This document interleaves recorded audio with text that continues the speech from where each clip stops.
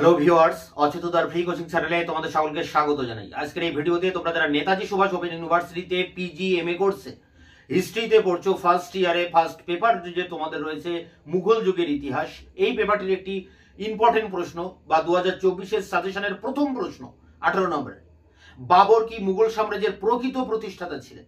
এই প্রশ্ন নিয়ে বিশদে আলোচনা করব। আলোচনা শেষে এর উত্তর বা অ্যান্সার যেটি রয়েছে 18 নম্বরের, সেই অ্যান্সার শিট তোমাদের সামনে তুলে ধরবো। তার আগে বোর্ডে কি লেখা রয়েছে দেখে নিই। Netaji Subhas open university PG MA history first year first paper.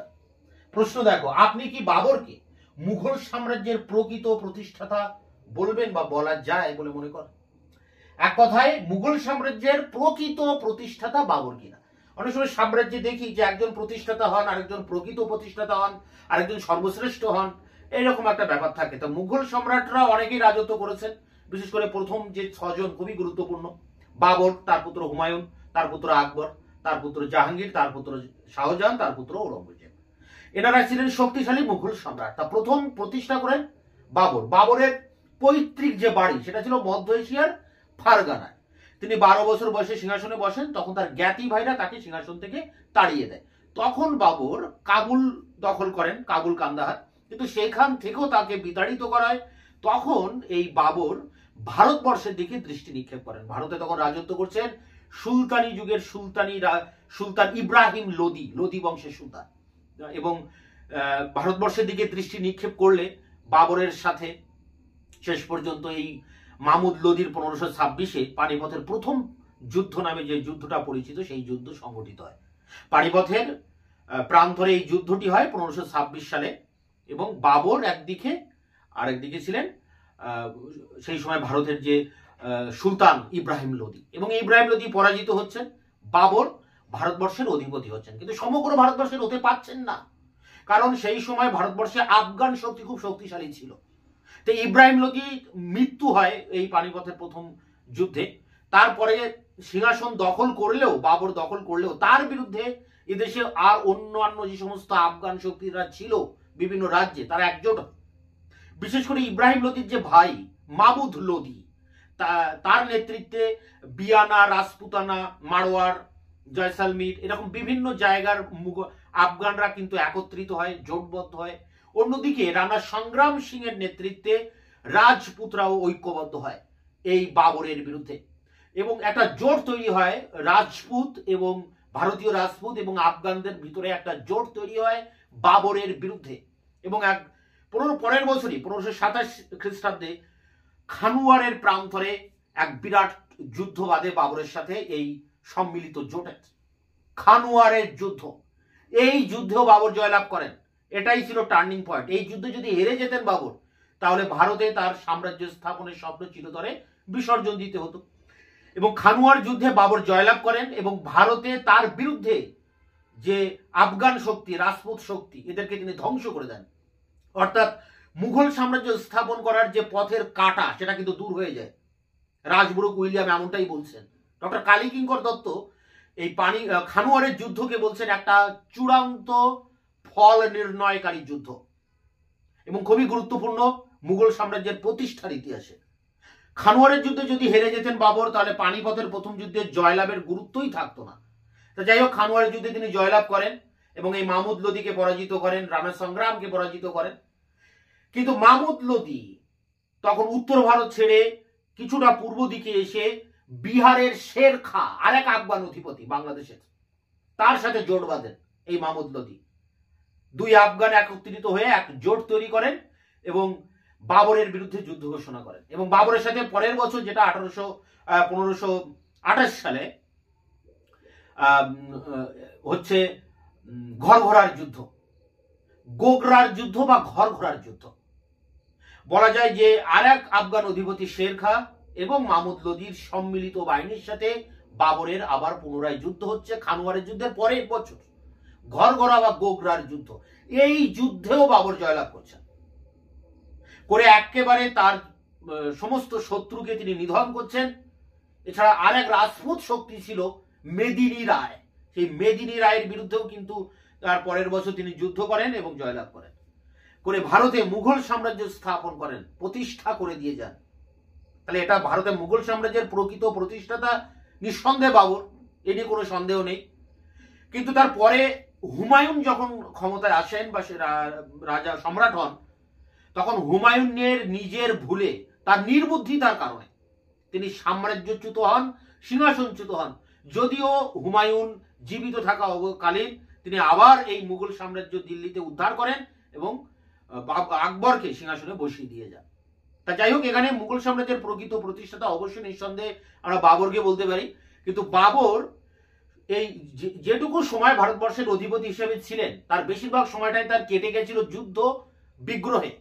তাই তার জয় করা যে ভারতবর্ষ, বা সেই সময় যতটুকু জয় করতে পেরেছিলেন ভারতবর্ষের, সেই অংশে তিনি কোনো যে একটা সুন্দর শাসন ব্যবস্থা চালু করবেন, এটা করতে পারেননি। তার সময়ের অবকাশ তিনি পাননি। তাই একটা সুন্দর সুশৃঙ্খল শাসন ব্যবস্থা তিনি তৈরি করে দিয়ে যেতে পারেননি। সাম্রাজ্যের ভিতরে যে সংগঠনটা দরকার ছিল, প্রশাসনিক সংগঠন, সেটা তিনি তৈরি করে দিয়ে যেতে পারেননি। কিছুটা ভিত আলগা ছিল, এটা মেনে নিতে হয়। তবে বাবরই ছিলেন মুঘল সাম্রাজ্যের প্রকৃত প্রতিষ্ঠাতা। এই কোশ্চেনের প্রপার যে অ্যান্সার 18 নম্বরে, সেই অ্যান্সার নিয়ে আমি এবার অন স্ক্রিনে তোমাদের সামনে আলোচনা করছি। বাবর ছিলেন বিজয় সংগঠক, কিন্তু সাম্রাজ্যের নির্মাতা ছিলেন না। এই উক্তিটি ব্যাখ্যা করো। অথবা বাবর দেশ জয় ছাড়া কিছুই করেননি, তিনি যা অসম্পূর্ণ রেখে যান সেটাই অধিক গুরুত্বপূর্ণ, ব্যাখ্যা করো। অথবা মুঘল সাম্রাজ্যের প্রতিষ্ঠায় বাবরের ভূমিকা পর্যালোচনা করো। উত্তরটি লিখবে এইভাবে: মধ্যযুগে ভারতবর্ষের ইতিহাসে যেসব ভাগ্যান্বেষী সৈনিকের আবির্ভাব ঘটেছিল, মুঘল সাম্রাজ্যের প্রতিষ্ঠাতা বাবর ছিলেন তাদের মধ্যে অন্যতম।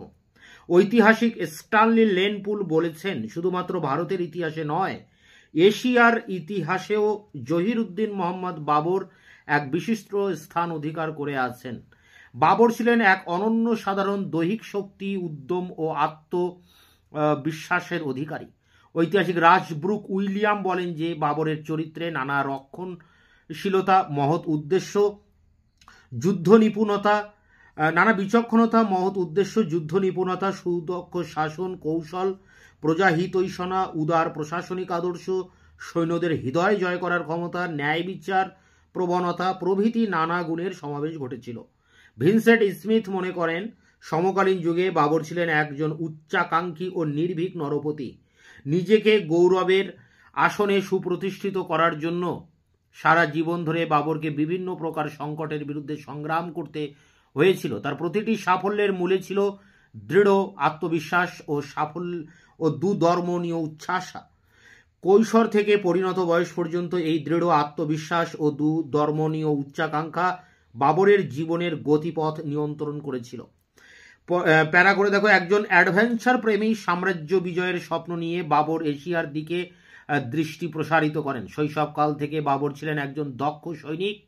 ঐতিহাসিক লেনপুল বলেছেন, বাবর ছিলেন একজন দুর্ধর্ষ অশ্বারোহী, দক্ষ যোদ্ধা এবং শক্তিশালী শিকারী। জীবনের প্রারম্ভ থেকেই জীবনের নিরাপত্তা, সিংহাসন সুরক্ষা ও রাজ্য জয়ের জন্য বাবরকে কঠিন সংগ্রাম করতে হয়েছিল। মাত্র 12 বছর বয়সে পিতৃহীন হয়ে বাবর যখন উত্তরাধিকার সূত্রে ফারগানার সিংহাসনে আরোহণ করেন, তখন থেকেই তিনি নানা প্রতিকূল অবস্থার সঙ্গে সংগ্রাম করে একদিকে পিতার সিংহাসন রক্ষা এবং অপরদিকে তার পূর্বপুরুষ তৈমুরের রাজধানী সমরকন্দ জয়ের চেষ্টা করেন।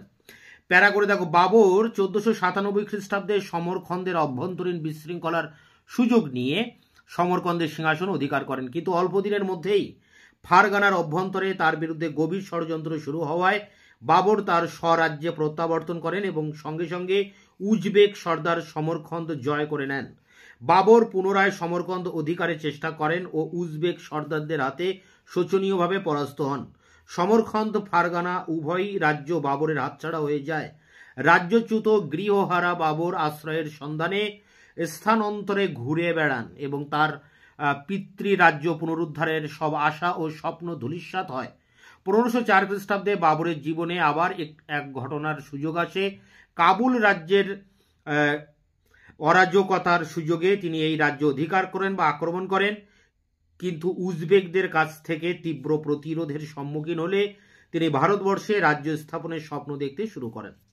প্যারা করে দেখো: বাবরের মতো উচ্চাকাঙ্ক্ষী সাম্রাজ্যবাদী শাসকের পক্ষে হতাশায় পিছিয়ে থাকা সম্ভব ছিল না। 1512 খ্রিস্টাব্দে কাবুলে তিনি তার ক্ষমতাকে সুদৃঢ় করেন এবং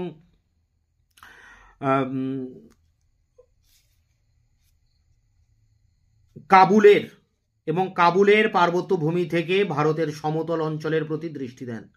ভারতের সমভূমি শস্য শ্যামল হাতছানি তাকে আকৃষ্ট করে। উত্তর ভারতের রাজনৈতিক অস্থিরতা, লোদি সর্দারদের মধ্যে অন্তবিরোধ, ভারতের অপরিমিত ঐশ্বর্য ও ধনসম্পদের প্রলোভন তাকে ভারত আক্রমণে প্ররোচিত করে।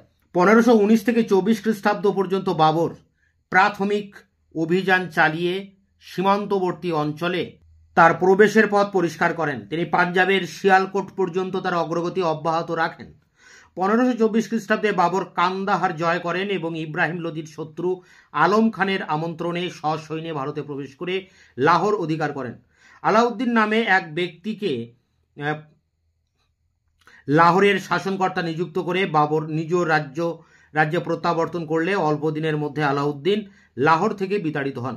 প্যারা করে দেখো, বাবরের আত্মজীবনী তুজুকি বাবরি থেকে জানা যায় যে 1526 খ্রিস্টাব্দে লোদি বংশকে উৎপাটিত করে ভারতের সাম্রাজ্য স্থাপনের আশা নিয়ে বাবর পাঞ্জাবে প্রবেশ করেন এবং পাঞ্জাবের শাসনকর্তা দৌলত খান লোদিকে পরাস্ত হয়ে বাবরের বশ্যতা স্বীকার করেন।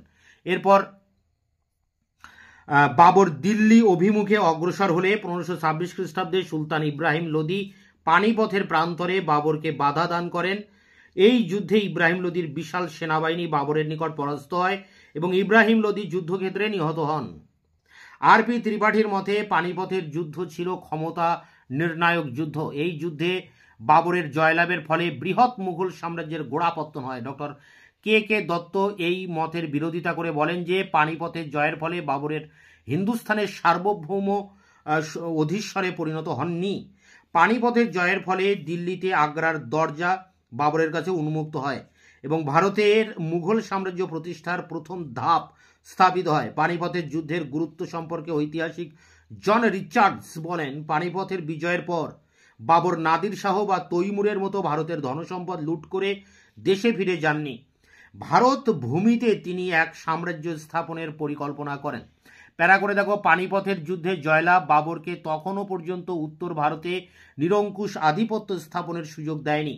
পূর্ব ভারতে আফগান নেতৃবর্গ রাজপুত শক্তির প্রধান মেবারের রানা সংগ্রাম সিংহ বাবরের বিরুদ্ধে অস্ত্র ধারণ করতে প্রস্তুত হন। 1527 খ্রিস্টাব্দে বাবর খানুয়ার যুদ্ধে সংগ্রাম সিংহকে পরাজিত করেন। খানুয়াতে আফগান মিত্র শক্তি সমেত সমগ্র রাজপুত মৈত্রী সংঘের মিলিত বিরাট শক্তির উপর নেমে এসেছিল পরাজয়ের গ্লানি। Doctor AL. শ্রীবাস্তবের মতে মাত্র 10 ঘন্টার স্থায়ী খানুয়ার যুদ্ধ ভারতের ইতিহাসে অন্যতম স্মরণীয় যুদ্ধ হিসেবে চিহ্নিত। কে দত্তের মতে খানুয়ার যুদ্ধ ছিল ভারত ইতিহাসে এক চূড়ান্ত যুদ্ধ। রাজব্রুক উইলিয়াম বলেন, খানুয়ারের পূর্ব ভারত অধিকারের প্রশ্ন ছিল বাবরের দুঃসাহসিক অভিযানের একটি উপাখ্যান মাত্র। এখন থেকে তার অবশিষ্ট জীবনের জন্য এই লক্ষ্য ছিল একান্ত বাস্তব ও প্রধান ঘটনা। খানুয়ার যুদ্ধে জয়লাভের পর বাবর ঘরঘোড়ার যুদ্ধে 1529 সম্মিলিত আফগান শক্তিকে পরাজিত করে সামরিক দক্ষতার পরিচয় দেন। 1526 থেকে 29-এর মধ্যে পানিপথ, খানুয়ার ও ঘরঘোড়া যুদ্ধের ফলে বাবর ভারতবর্ষে এক বিশাল সাম্রাজ্য স্থাপনে সক্ষম হন। প্যারা করে, কিন্তু বাবরের ভাগ্যে এমনই পরিহাস ছিল যে একজন বিজয় সংগঠক হলেও তিনি সমগ্র সাম্রাজ্য নির্মাতা হিসেবে কৃতিত্বের পরিচয় দিতে পারেননি।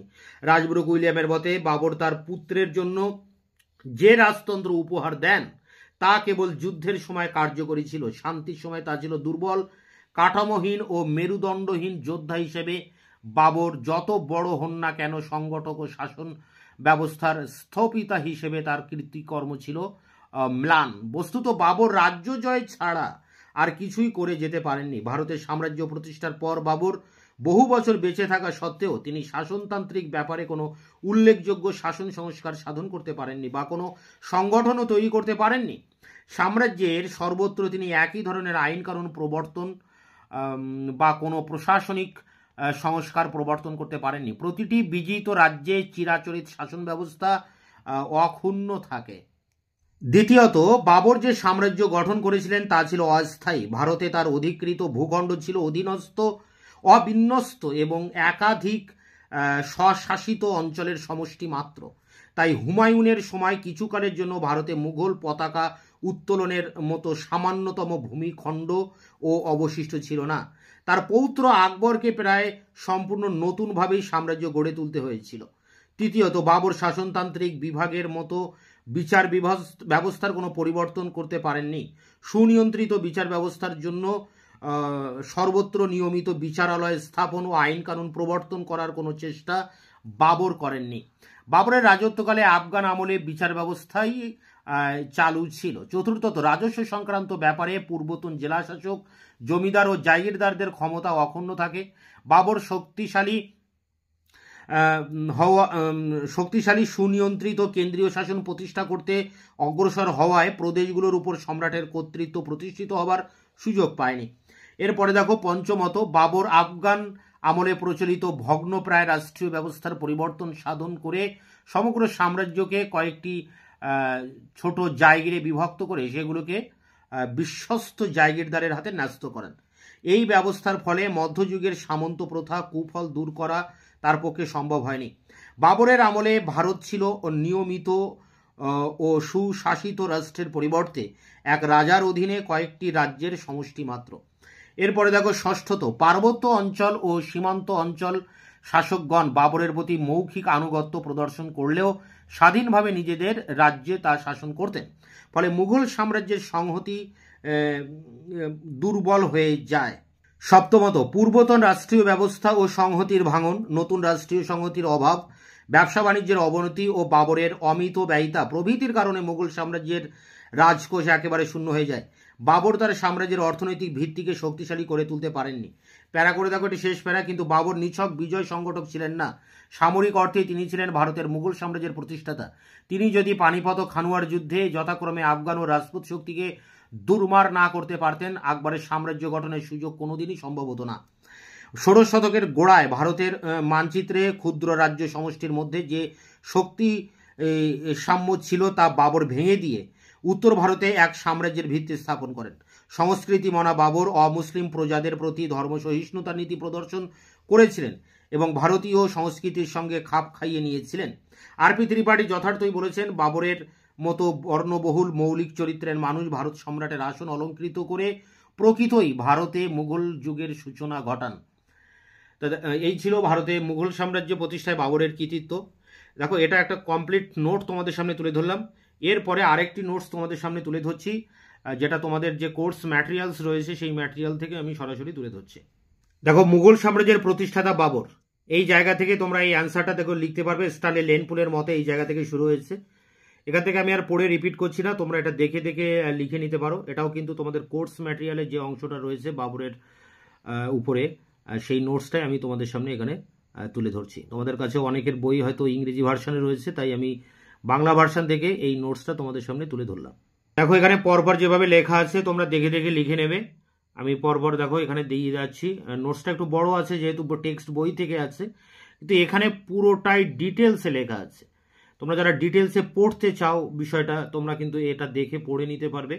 আর আগে যে নোটসটা আমি দিয়েছি ওটা তোমরা মুখস্থ করতে পারো। এখানে যেভাবে পরপর প্যারা করে করে লেখা আছে তোমরা সেইভাবে প্যারা করে করে পরপর দেখে দেখে লিখে নেবে। এখানে পুরো ঘটনাটি ডিটেলসে তুলে ধরা হয়েছে। তোমরা আগে একবার ডিটেলসে পড়ে নেবে, মুখস্থ করার ক্ষেত্রে কিন্তু সুবিধা হবে। তারপরে তোমরা নোটস পড়বে। আগে ডিটেলসে তোমাদের বিষয়টা জানা দরকার। যেভাবে পরপর আছে এখানে পরপর তোমরা দেখে দেখে লিখবে।